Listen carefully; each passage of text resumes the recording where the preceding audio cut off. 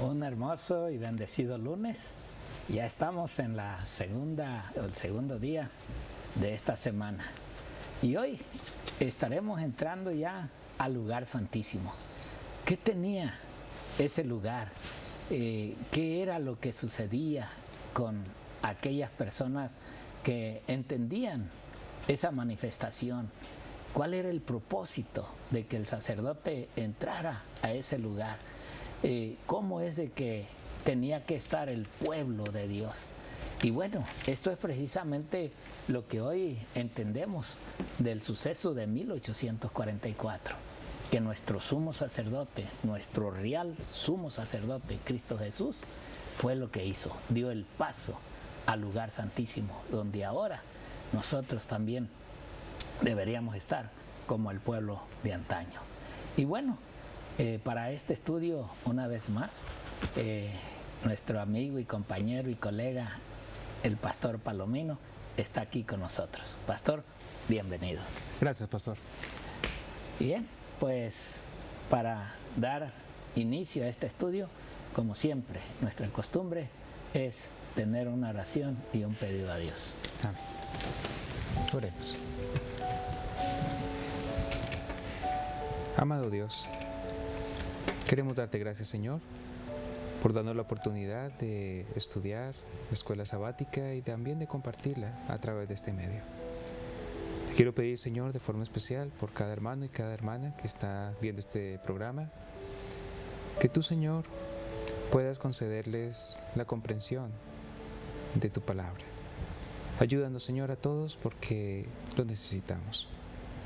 Gracias porque tú eres un Dios todopoderoso, maravilloso, tierno, comprensivo y que se preocupa por nosotros.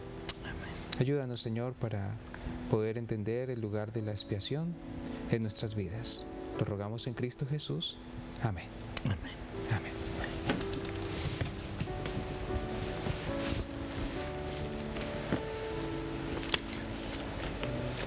Muy bien, hoy queremos estudiar acerca del lugar santísimo.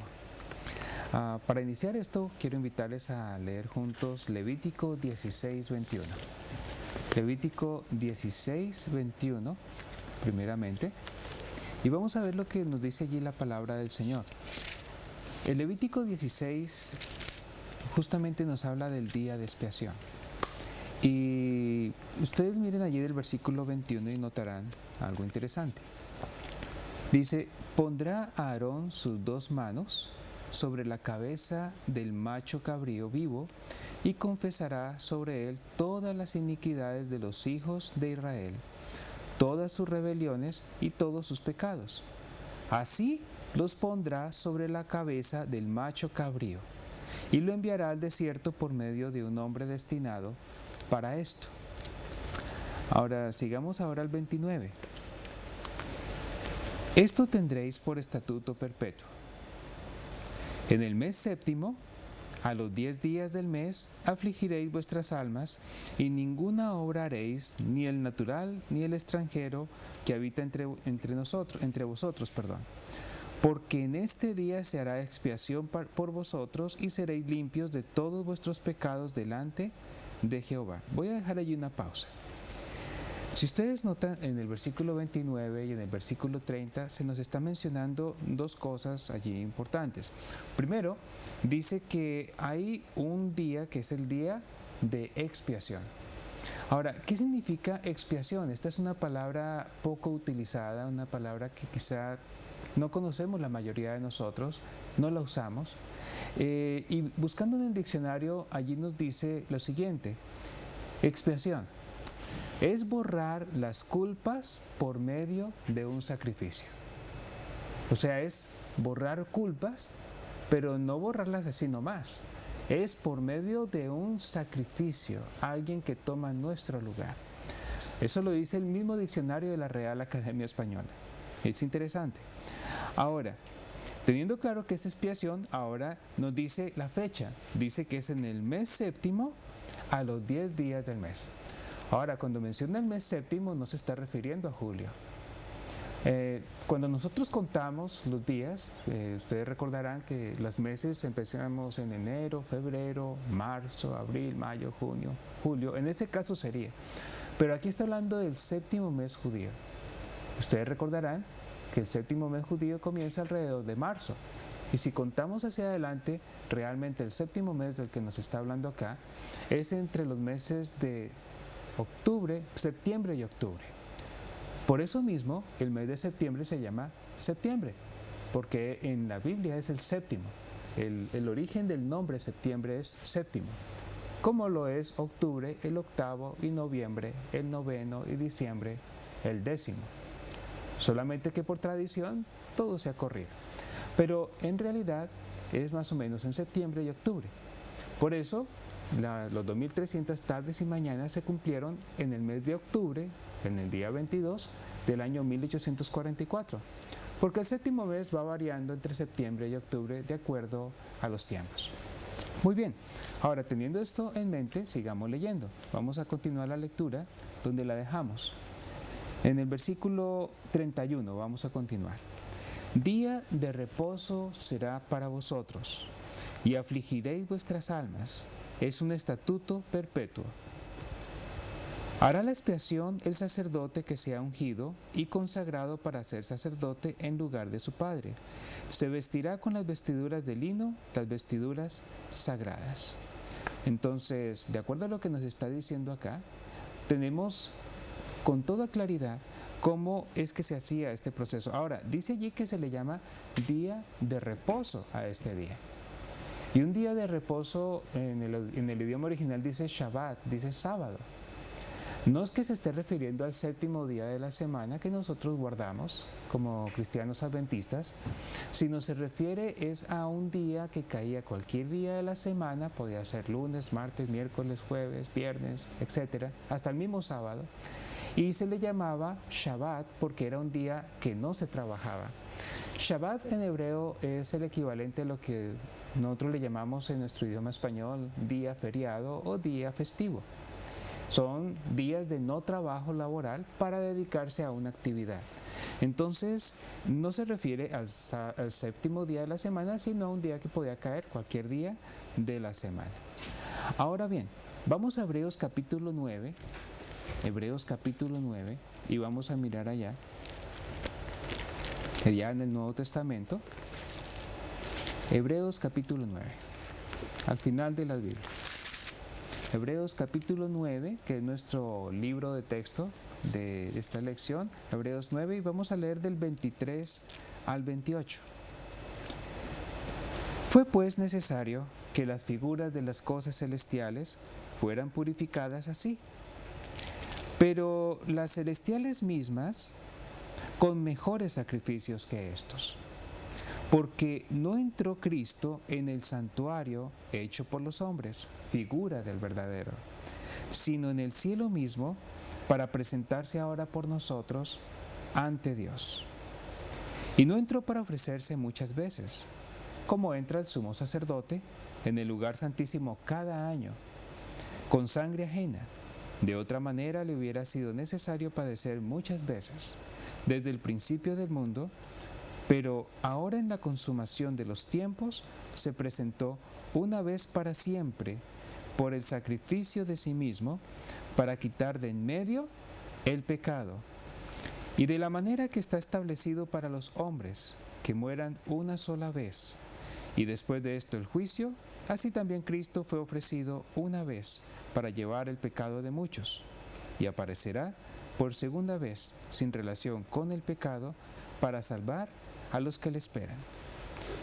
Si ustedes comparan las dos citas, la que leímos del Antiguo Testamento, en Levítico 16, y lo que estamos leyendo aquí en Hebreos capítulo 9, notarán que se está hablando de la purificación y se menciona la entrada al lugar santísimo. Y el lugar santísimo es justamente el lugar que estaba después del lugar santo dentro del tabernáculo. Cuando alguien, un sacerdote, ingresaba al tabernáculo, entraba y veía a mano derecha la mesa de los panes de la proposición. A mano izquierda veía un candelabro con 7 lámparas. Al fondo un altar de incienso luego detrás unas cortinas, y detrás de esas cortinas estaba el arca del pacto con los 10 mandamientos del Señor y los ángeles tallados o labrados en oro, de medio de los cuales se manifestaba la presencia visible de Dios. Esa presencia era la Shekinah. Ahora, esto que está hablando aquí es el lugar santísimo. Por eso menciona allí, así como entra el sumo sacerdote una vez al año, así entró Cristo también al lugar santísimo. O sea que aquí nos está presentando un hecho maravilloso, y es que el Señor Jesucristo fue el que tomó, digamos, la realidad de lo que prefiguraba el sacerdocio levítico. El sacerdote de tiempo levítico era un ser humano que cometía errores, que cometía sus pecados, pero este sacerdote, este sumo sacerdote, es perfecto. Y es bonito ver cómo en el lugar santísimo se efectúa la obra de nuestro Señor Jesucristo en favor de nosotros, que es la expiación. Y la expiación, que es quitar de nosotros, como decía el diccionario, borrar las culpas mediante un sacrificio. Allí es donde se hacía efectivo ese sacrificio para limpiar el lugar santísimo. Pastor, no sé si usted tenga alguna cita especial sobre este tema en particular. Sí, siempre esta mujer, que para nosotros es la última profeta de Dios para este tiempo, nos da siempre palabras más entendibles a lo que la mente misma del hombre alcanza. Y pues con todo lo que usted estaba explicando, pastor, de este sumo sacerdote, que ahora pues ya no es donde aquí los sacerdotes terrenales hacían, que era la figura de lo que hoy está pasando en el cielo, de lo que hoy está sucediendo, pero que este sacerdote en realidad pues es el que realmente tiene ahora esa gran responsabilidad de ver en este juicio que todo el que llegue allá realmente va a ser un hombre o una mujer que realmente vivió de acuerdo a las reglas del cielo, y todo por misericordia y amor de nuestro sumo sacerdote. Por eso la sierva del Señor, me gusta como lo explica ella en este hermoso libro que lleva por título Exaltad a Jesús. Ella lo dice así: actualmente nos encontramos en el atrio exterior, aguardando la bendita esperanza de la aparición gloriosa de nuestro Salvador y Señor Jesucristo. Vean, o sea, eso era lo que sucedía en este tiempo de expiación aquí en la tierra. La gente esperaba ver salir al sacerdote. Mientras ellos esperaban, oraban, ayunaban, clamaban, pedían el perdón de su falta o su pecado. Afuera no se ha de ofrecer sacrificio alguno, porque el gran sumo sacerdote está llevando a cabo su obra en el lugar santísimo. Y esto es precisamente lo que sucedía, por eso los sacrificios. El sacerdote llevaba la sangre para ponerla en aquellos cuernos que tenía ahí se me olvida, pastor, a ver si me ayuda, la Shekinah o la Shekinah, la presencia del Señor. La presencia de Dios. Y esto es lo que está pasando hoy también con nuestro sumo sacerdote. Por eso dice, durante su intercesión como abogado nuestro, Cristo no necesita ninguna virtud humana ni mediación de nadie. Esta es la verdad. El hombre, sacerdote terrenal, sí lo ocupaba. Él es el único portador del pecado, la única ofrenda por el pecado. Es Cristo a quien hoy en día se ofrece por nuestras faltas, por nuestros pecados. Ya no es el corderito, ya no es un animalito, no. Ahora es Cristo quien se presenta al Padre como diciendo: mi sangre, Padre, mi sangre, mi cuerpo. Realmente es Él el que se ofrece para que se nos perdonen las faltas y los pecados. Por eso la importancia de hoy nosotros estar sí en oración y en ayuno para con Dios. Por eso miremos esta otra cita de Testimonios para la Iglesia. Nos dice acá: estamos en el gran día de la expiación y la sagrada obra de Cristo que se está llevando a cabo en este momento en favor del pueblo de Dios en el santuario celestial. Vean, es allá. Debiera ser nuestro estudio constante, empezar a investigar y a ver en realidad cómo está mi vida, cómo está realmente mi alma, mi espíritu para con Dios. Debemos enseñar a nuestros hijos lo que significaba el típico día de la expiación y que era una época especial de gran humillación y confesión de pecados ante Dios. Pero hoy como que no hay aflicción, hoy como que no hay sentimiento, no hay dolor por el pecado que se ocasiona, por la falta que se hace. Y no entendemos, y si no lo entendemos porque no queremos aceptar en realidad que Cristo está intercediendo por nosotros, que Cristo está llevando las faltas y pecados de muchos de nosotros. El día simbolizado por la expiación ha de ser del mismo carácter. Ahora entendemos. O sea, no haber nada diferente. Lo mismo que era acá en la tierra es lo mismo que está pasando en el cielo. Todo el que enseña la verdad por precepto y ejemplo dará a la trompeta un sonido certero. Y esto, hermanos, es realmente no porque conozco la Biblia, no porque sé la profecía, no porque me sé muchos versículos, no porque a mí no hay nadie que me dé a entender o a conocer, no. Es el ejemplo de lo que estudias, de lo que lees, de lo que entiendes, cómo está tu vida, cómo está tu carácter, cómo está tu humildad para con los demás, cómo es que tú te comportas en toda la enseñanza que la palabra de Dios te da. Por eso es como ella termina diciendo, ese ejemplo que va a dar a la trompeta un sonido certero. O sea, ¿por qué? Porque ahora vives lo que aprendes, vives lo que enseñas. No es nomás porque quiero enseñar, quiero mostrar con la palabra de Dios. No, hay que mostrarlo con nuestra vida, con nuestra manera de tratar a los demás, en cómo es que queremos que un día a nosotros se nos trate. Miremos esta última cita también de Elena G. de White, Historia de los Patriarcas y Profetas. Dice ella: el día de la expiación, el sumo sacerdote, llevando una ofrenda por la congregación, entraba en el lugar santísimo con la sangre y la rociaba sobre el propiciatorio, encima de las tablas de la ley. En esa forma, los requerimientos de la ley que exigían la vida del pecador quedaban satisfechos. ¿Ahora entiendes? La ley no es salvatoria, pero la ley sí nos condena, porque entendemos que el que salva es Cristo. Él fue el que murió por nosotros.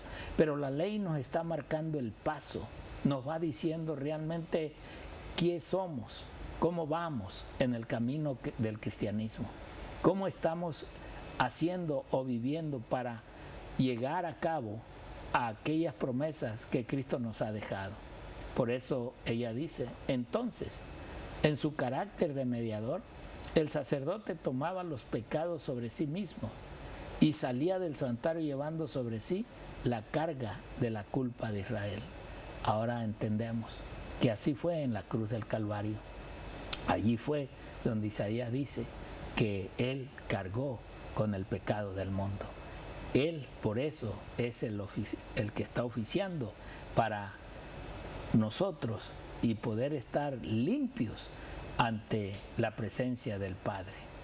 Es así que es la manera de que hoy en día nosotros entendamos que este juicio en realidad se está llevando a cabo, se está llevando allí, en ese lugar, en ese santuario del cielo. Y Cristo está intercediendo por la humanidad y por todos aquellos que buscamos el perdón.